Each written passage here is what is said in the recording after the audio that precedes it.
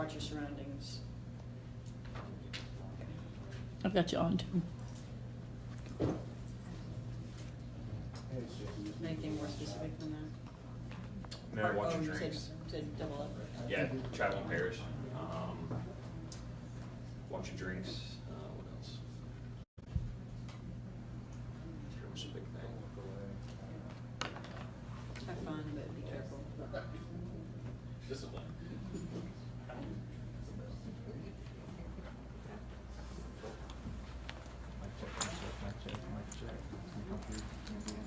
Everybody right? All right. Okay, thanks, buddy. Bye. I'm good. Anybody else? Denise, are you ready? Yes, Chief, go for it. Thank you. All right, thanks for being here. We just want to talk about the preparations for our Pride Parade this weekend. As you know, a couple years ago, we had a press conference to address the recent incident that happened in Orlando at the Pulse nightclub, and a lot of the concerns that our community had about how we were going to address security for that parade remain in effect. And we are very much aware of the type of threats that come in with large events, whether they're LGBT related or not. But we certainly wanted everybody to know that we are prepared for this year's event in a great way. I appreciate all the behind the scenes work that my staff continues to put in. This is not a one-day operation for us. There's a lot of planning that goes into this. Because we believe that we have the third largest Pride Parade in the country, that means that there are going to be hundreds of thousands of people here in Columbus. And for some, we have to remember that this might be the only day of the year that they feel comfortable being out. You know, they come from far and wide, really, to celebrate Pride. They come from far and wide to be with friends of theirs and people that they feel akin to. So we want to make sure that all of the people that are traveling to Columbus, that live in Columbus, and that are either going to celebrate with the crowd or watch or even just be moving around Columbus, all have a great and safe weekend. So a few things that I wanted everybody to know about. We have a new feature this year. You can send a text message to 888-777. Just put it on your cell phone and text that number, and then the message that you put in is Pride 2018. And once you send that, you'll be able to get a link. That means that you are now in our system, and any information, safety related information or information that you need to know about the parade on Saturday will be sent out. And that way it's a wide group of people that might be able to get some information about what's going on. We believe this is like an all alert kind of a type of a situation, and we won't be using it for just regular information, but we do want people to know that they can opt in to that particular system. We appreciate Franklin County EMA for providing the licenses for us to use that this year. We'll also try it out for Red, White, and Boom this year. So if you want to opt in, that's all you have to do. 888-777 with the message of Pride 2018. Regarding our plans, of course, I won't go into too many details about the tactics of things, but I can tell you that we'll have sufficient staff on hand to address the very long parade that goes on for hours. We have lots of bicycles. We pride ourselves on the bike training that we do and the number of people that we have bike trained that will be up and down the parade route. We'll also have our beautiful horses out there and many other staff, both plainclothes and uniform, to make sure that everybody is safe and that we address any issues that arise. We would like people to call 911 if there's an emergency situation that they experience. If they see something suspicious, to also call 911, or if it's not an emergency, to call 645, area code 614-645-4545. We'll be glad to send some officers over to address any issues that come up. Suspicious packages, backpacks left alone, those are the kinds of things that we're always looking for at these large events, and so feel free to call us if you see something suspicious that needs to be checked out. Our success, what we think of as a success for this particular weekend is that everybody has fun and is safe. A couple of tips too that I want to pass on is that because of the number of people that will be in town, it's always a good idea to be aware of your surroundings, to watch who is near you. If you happen to be at a bar drinking or something like that, it might be a good idea to make sure that you maintain control of your drink. Don't let anybody drop anything into that. Walk in pairs if possible or more, and just to be on the lookout for any type of suspicious behavior. We appreciate that community policing aspect of that, where people are able to give us information as well, but they can keep safe in many regards as well.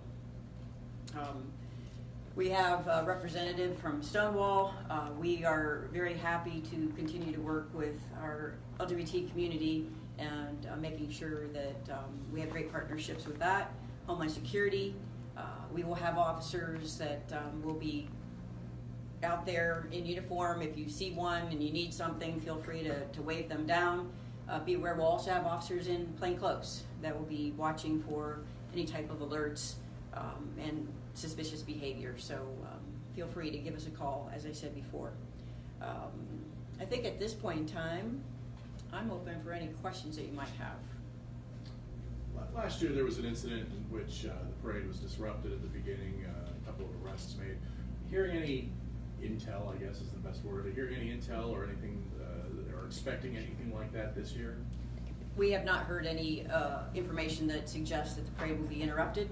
I do know that we are prepared for that kind of thing, and the people that organize the parade understand what our responsibilities are and what their responsibilities are, and we're in constant communication so that we know what their intentions are and they know what our intentions are. Chief, you made reference to threats. How frequent, how menacing, and how seriously do you take them? Well, anything that we get, we try to track down. You might have seen a Homeland Security kind of an alert the other day that's being followed up on somebody that might have been threatening some trans people. And so those are the kinds of things that we follow up on as quickly as we can with as much information as we get. So anybody that does have that kind of information, we encourage them to share it with us. I think we learned a lot from the terror attack on the OSU campus. It's interesting to see you moving to text messages versus email. Can you explain the decision behind that and why you think that will be a more effective way to communicate with such a large crowd? Well, this is a one-way text messaging. You can't reply back, so I don't want anybody to think that this is the way to contact us. That's why you need to be able to call 911 or our non-emergency number. But it is a one-way messaging system because we believe that practically everybody nowadays has a phone that receives text messages. Not everybody has a smartphone that receives email.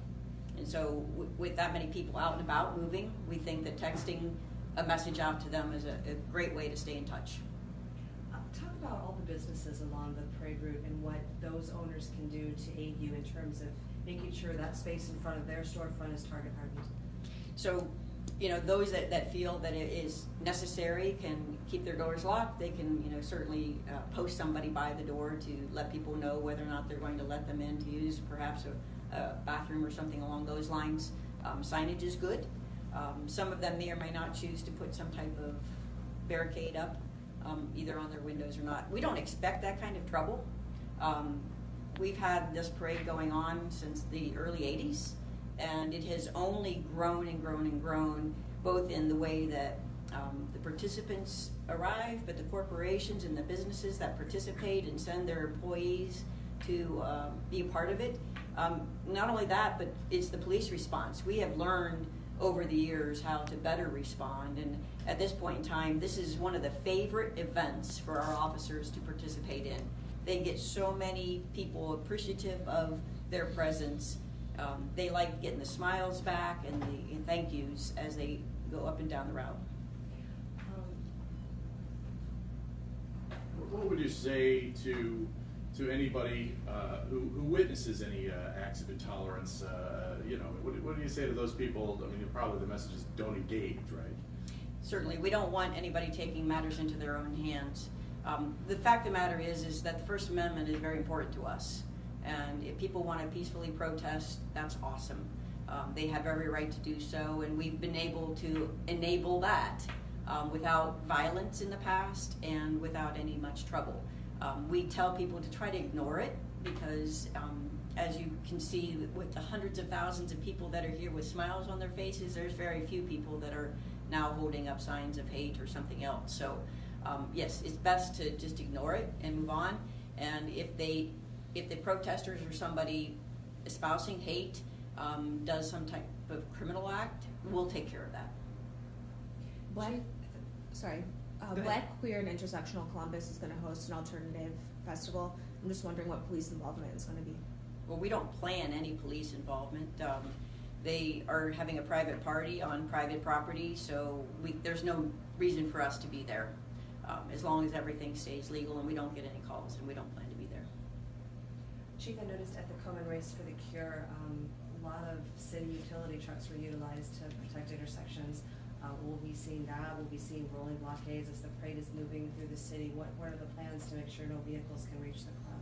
Yeah, you know, where I don't like to talk about tactics, some of them are pretty obvious. And yes, indeed, we're very much aware of some types of incidents in the past that have happened in other cities where vehicles have been used. Certainly the one on campus was a vehicle being used. So we're aware of that, and we're going to take precautions to guard against that and keep the parade route intact and safe. After the protests and then arrests last year, how did you prepare differently for this pride? Well, we're always training on what we can and cannot do. One of the things that we are happy to talk about this year is that we have implemented a temporary policy that is going to become a formal policy once we've gone through the concurrence process and all the legal people that need to look at it, is that we're going to be very much cognizant of how we should address trans people and follow through on that policy with regard to that. We keep learning as we go.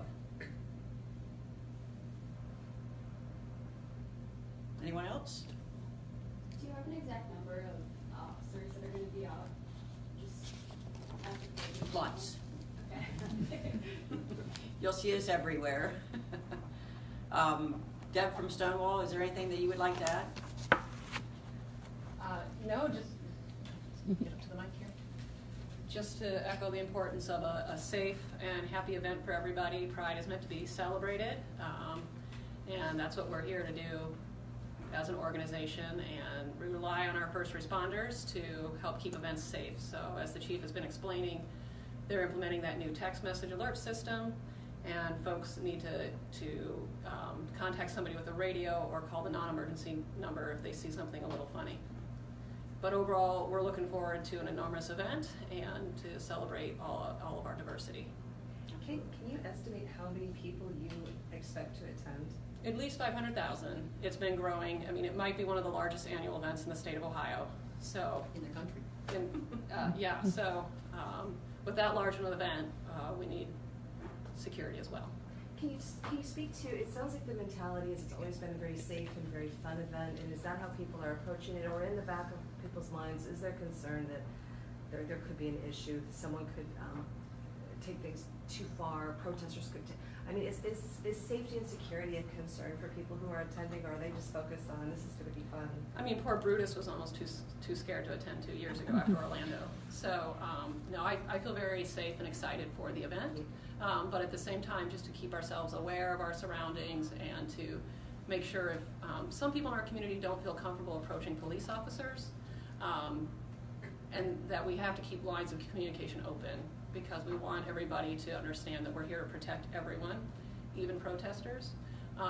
So again, that's why there's also folks with radios on their hip, if they're intimidated by the uniform, to contact one of our many hundreds of volunteers from Stonewall. Can you speak just to we discuss it every time, but the importance of see something, say something. It's a very festive atmosphere. Everyone's coming out with the intentions of having a good time. No one wants to think about that, but if people would see something, the importance of not dismissing it. Certainly, I mean, that's just one of the things that we, again, as you pointed out, try to make sure that people are always paying attention to. We talk about it at Red, White, and Boom. Any large gathering, even at the airports, you hear, if you see a parcel laying around that's unaccounted for, if somebody left it and ran away, always feel free to give us a call. We would rather be called about something than for something bad to happen. We don't expect that to be the occurrence. Usually it's somebody that forgot, set something down. But if you've got something, it would be nice to have your name in it so that we could track down the owner with a cell phone number or something along those lines. But yes, see something that looks suspicious, please say something to us, and we'll take care of that. As Deb noted, there are volunteers from Stonewall that are available as well, and there's almost always an organizer in a group that would be willing to reach out as well. Anybody else? We're looking forward to a great weekend. I appreciate all of the cooperation of the people in our community to put on this great event. We've got a lot of visitors coming to Columbus as well, so Columbus is known as a friendly city, and so help the people that are new to Columbus, pointing them in the right direction. We're very proud of the way that the city prepares for this, but also enjoys this particular event and celebrates Pride. So thank you.